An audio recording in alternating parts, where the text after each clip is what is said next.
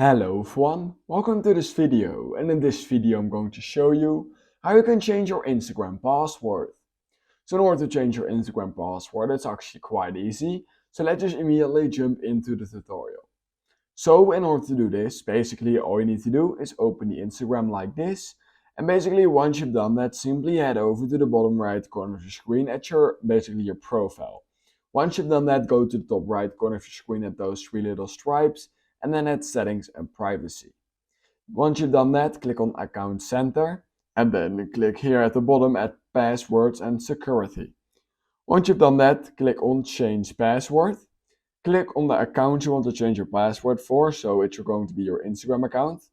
Right here, what you can do is type in your current password, and then what you can do is type in your new password, and you need to retype it as well. Once you've done that, click on Change Password, and you're good to go.